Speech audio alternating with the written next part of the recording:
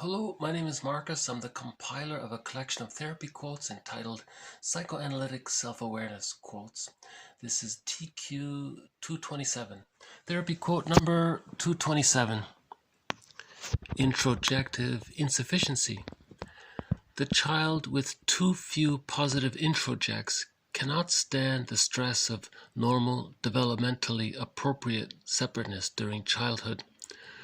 During development, all of the deprived child's energy is focused on the parent, waiting for the needed affection and support that never comes. In adulthood, the previously deprived individual is likely to make bad partner choices because the feeling of emptiness and aloneness overshadows all other considerations. These choices are partially determined by a lack of internal memories of the good, comfort-giving parent. So this just adds some vocabulary to the collection. Introjective insufficiency. So previously there was a quote about the holding introject. Introject means you internalize the memories. So your memory, it's introjected, it's inside. So the opposite is projection, right?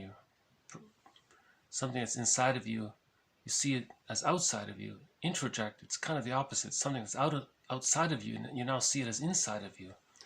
So the mother who was loving, she's on the outside.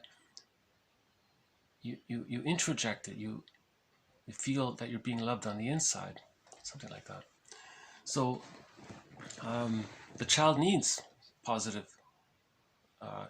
introjects, holding introjects, to engage in the normal sequence of the developmental process after birth. So from birth to 3 years, there are 4 phases. From birth to 6 months, you have the symbiosis phase. That's the extended womb. Remember, we come out of the womb too early, so we create this extended womb. From birth to 6 months, that's the stage of symbiosis, fusion, undifferentiation. The baby doesn't know where he begins and the mother ends, or where he ends and the mother begins. And he even thinks that the mother, whom he doesn't fully grasp yet, is actually an extension of him. Right? Then at 6 months, roughly, he begins the hatching process. That was like a symbiotic egg. Mulder's metaphor, that's like an egg. Now he begins to hatch, but it's not like a full hatching. The hatching process is slow from 6 months to 36 months, roughly. And during that phase, you need those holding introjects. You need those positive memories to go through the remaining 3 phases: differentiation, practicing, rapprochement, those 3 developmental phases. And then you reach the psychological birth. And that's the separation individuation process, right? So, it's good to have this vocabulary, this introject. We always talk about projection. What about introjection? So introjection is needed for the baby. Positive introjection, obviously. That's why all the authors said the positive, loving memories need to outweigh the frustrating memories. That's the secure attachment. That's the good enough mothering. If the positive outweighs the negative, it's the good enough mothering. Then you see, if the frustrating memories outweigh, if they outweigh the loving memories, the child is like a little traumatized, so he's fixated. That's why he said here, the deprived child's energy is focused on the parent, waiting for the needed affection and comfort. See, he's frozen there. He can't move forward. That's called arrested development, right? He can't, because he's still waiting for the positive experiences to outweigh the negative experiences before he can move forward. You see, that's why the therapist is considered a new positive holding introject, and or relationship. Karen Horney says, being with, caring people, the memories you have, you can carry those memories. They can accumulate to form a new holding introject, right? And then with that inner support, you can move towards the psychological birth, right? And then he says here, if there is introjective insufficiency, that loneliness, that emptiness that's in there, that can prompt a person to make questionable partner choices, because his need to be because he's blinded by love is blind. I mean, transference love is blind, not love is blind. Transference love is blind. So this book is from a book, this quote comes from a book called The Illusion of Love, which is all about transference love. We're not talking about secure love, genuine, authentic love.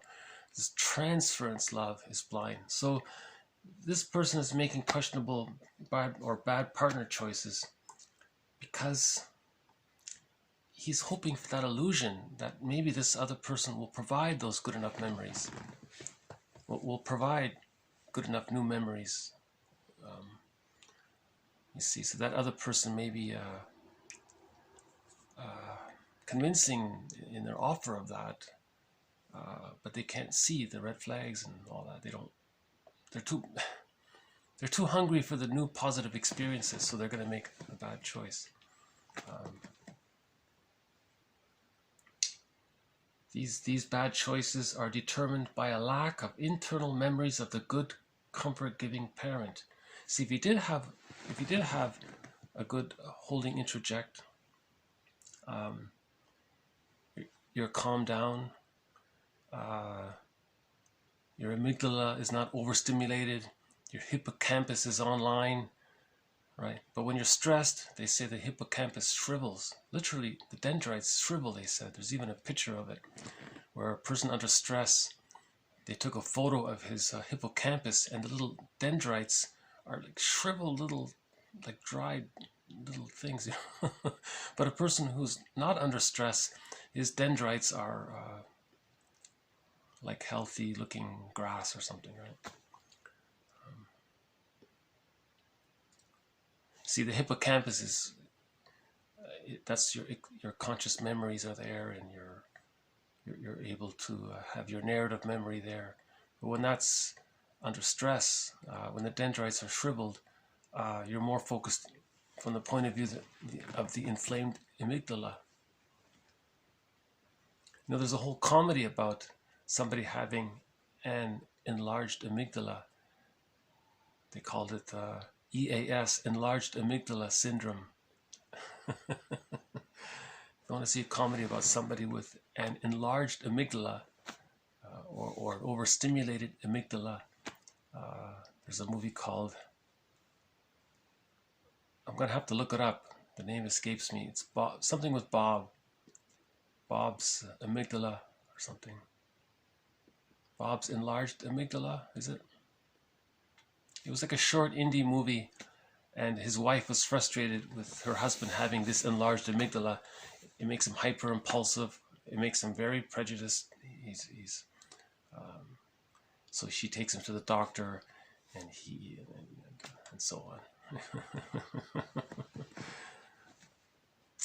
But that's a good comedy because it promotes awareness of the idea that under stress, a person's amygdala is enlarged or overstimulated, inflamed, and the hippocampus is reduced, and the cortex is also it's harder to reach the mid prefrontal cortex, they call it, or something. Anyways, I'm getting out of my domain here. So just to be clear, this thread is about developmental object relations theory as explained primarily by James Masterson. He calls it the Masterson approach. I'm trying my best to continue his tradition, and I'm supplementing it with Edmund Berger's theory, and as well with Karen Horney's overall compassionate, felt sense of the whole process. So Karen Horney offers the love, right? Masterson offers the intellectual knowledge. Berger offers some of the feistier side of it all, I guess, right? Yeah, this is a good book from Celani He wrote 2 good books. One of them is called The Illusion of Love. Yeah. This has been TQ227. More to follow. Thank you very much. Bye for now.